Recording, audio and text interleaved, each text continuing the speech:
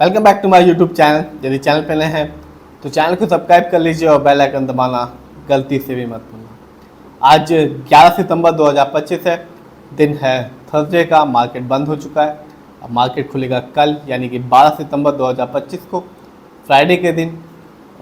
आज मैं बात करने वाला हूँ एक कंपनी जिसका नाम है BDH इंडस्ट्रीज़, और ये कंपनी अपने शेयर होल्डर्स को लॉन्ग टर्म में तो मालामाल कर ही रही है।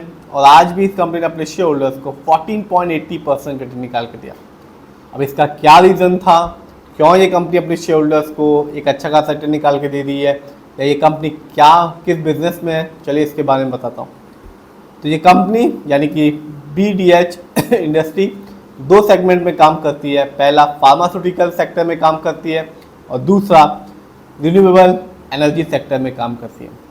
तो एक दोनों ही सेक्टर कह सकते हैं कि अच्छे खासे सेक्टर हैं, जिसकी वजह से ये कंपनी ना केवल शॉर्ट टर्म में बल्कि लॉन्ग टर्म में भी अपने शेयर होल्डर्स को मालामाल कर रही है।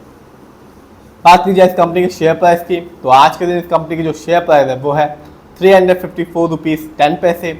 और आज कह सकते हैं इस कंपनी ने अपने शेयर होल्डर्स को शानदार रिटर्न निकाल के दिया 14.80% का। एक दिन में 14.80% रिटर्न निकाल के दिया इस कंपनी ने। बात की जाए लॉन्ग टर्म की यानी कि एक साल की, तो मार्केट डाउन था। कह सकते हैं इस कंपनी ने वैसे रिटर्न निकाल के नहीं दिया, लेकिन इस कंपनी ने अपने शेयर होल्डर्स को लॉस भी नहीं कराया। इस कंपनी का जो रिटर्न था एक साल में यानी कि 2024 में वो था 2.94% का, यानी कि आज से ठीक एक साल पहले इस कंपनी के जो शेयर प्राइस था वो था 345 रुपीज़ 75 पैसे। बात की जाए लॉन्ग टर्म की यानी कि 5 साल की, तो 5 साल में कह सकते हैं इस कंपनी ने अपने शेयर होल्डर्स को मालामाल कर दिया। इस कंपनी का जो रिटर्न था 5 साल में वो था 338 रुपीज़ 15 पैसे, यानी कि 2020 में इस कंपनी का जो शेयर प्राइस था वो सिर्फ 79 रुपीज़ 15 पैसे था, जो 5 साल में बढ़कर हो चुका है 354 रुपीज़ 10 पैसे। यदि आप कल जाते हैं खरीदने के लिए तो आपको मिलेगा 354 रुपीज़ 10 पैसे का। तो ऐसा ही होता है, जो अच्छी कंपनियां होती हैं वो शॉर्ट टर्म में तो वैसे रिटर्न निकाल के ना दें, लेकिन लॉन्ग टर्म में अपने शेयर होल्डर्स को मालामाल कर देती हैं। बात की जाए इस कंपनी के स्टॉक के परफॉर्मेंस की, तो एक साल में इस कंपनी के जो हाईएस्ट शेयर प्राइस गया वो रहा 417 रुपीज़ 85 पैसे, जबकि एक साल में इस कंपनी के जो लो शेयर प्राइस आया वो था 241 रुपीज़। इतना ही नहीं, यदि हम इस कंपनी कुछ इवेंट्स को देखेंगे तो कंपनी ने अभी ही पिछले महीने 1 अगस्त 2025 को अपने शेयर होल्डर्स को डिविडेंड दिया। कह सकते हैं कि एक अच्छा खासा डिविडेंड निकाल के दिया कंपनी ने 4 रुपीज़ 50 पैसे का। तो यानी कि जिस भी शेयर होल्डर्स के पास इस कंपनी के शेयर की एक अच्छी खासी क्वांटिटी रही होगी, मान लीजिए 1 लाख 2 लाख, उसे एक अच्छा खासा डिविडेंड देखने को मिला होगा। और शेयर मार्केट में तभी आपको एक अच्छा खासा बेनिफिट देखने को मिलेगा जब आपके पास एक अच्छी कंपनी के एक अच्छी क्वांटिटी में शेयर होंगे, तभी आपको बेनिफिट मिलेगा डिविडेंड में भी देखने को।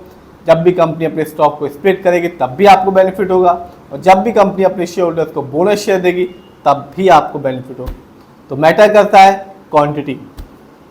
जानते हैं इस कंपनी के फंडामेंटल्स को, तो कंपनी के जो मार्केट कैप है वो है 178 करोड़। ये कंपनी स्मॉल कैप की कंपनी है, और स्मॉल कैप की कंपनी का मार्केट कैप होता है 0 से लेके 500 करोड़ के बीच में।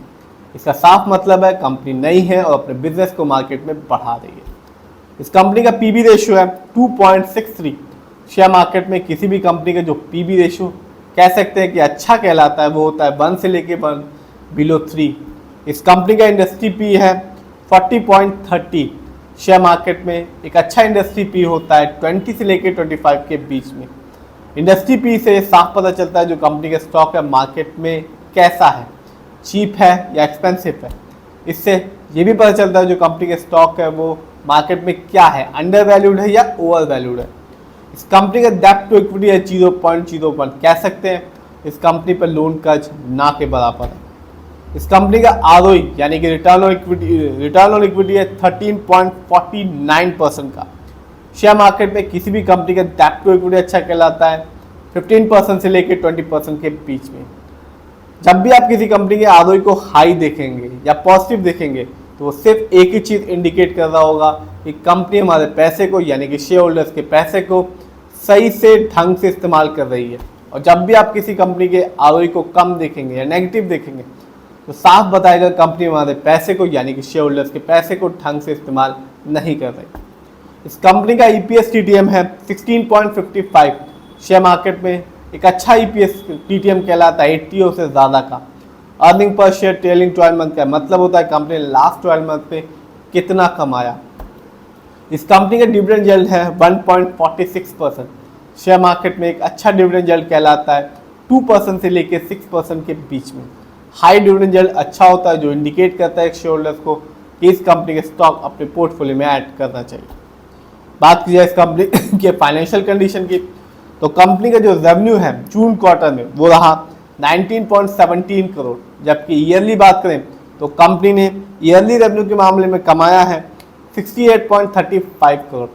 बात की जाए प्रॉफिट की, तो कंपनी का जून 2025 में प्रॉफिट है 1.83 करोड़, जबकि ईयरली देखें तो कंपनी का जो प्रॉफिट रहा 9.27 करोड़ रहा। बात करें इस कंपनी के नेटवर्थ की, तो कंपनी का जो नेटवर्थ है 68.76 करोड़ है। जानते हैं इस कंपनी के शेयर होल्डिंग पैटर्न को, तो साफ है रिटेलर्स यानी कि इस कंपनी के जो रिटेलर्स हैं यानी कि हम लोगों ने जो पैसा लगाया इस कंपनी में उनको रिटेलर्स कहते हैं। तो जो रिटेलर्स हैं उनका पैसा इस कंपनी में लगा हुआ है 50.03% का, जबकि जो प्रमोटर है यानी कि इस कंपनी के ओनर्स उनका पैसा इस कंपनी में लगा हुआ है 49.70% का। तो कंपनी दो सेगमेंट में काम करती है और कंपनी आज के दिन तो अपने शेयर होल्डर्स को 14.80% रेट निकाल के दिया, जबकि लॉन्ग टर्म में भी इस कंपनी ने अपने शेयर होल्डर्स को कह सकते हैं मालामाल किया, 338% रिटर्न निकाल के दिया। कभी 80 रुपये का शेयर प्राइस था, आज के दिन है 350 रुपये से ऊपर का। तो ऐसा ही होता है, अच्छी कंपनी लॉन्ग टर्म में ही परफॉर्मेंस देती है। फिर भी जिस भी कंपनी के शेयर को आप खरीदें खुद रिसर्च करें, एनालाइज करें, अपने फाइनेंशियल एडवाइजर की राय लें, फिर अपने पैसे को शेयर मार्केट में लगाएं।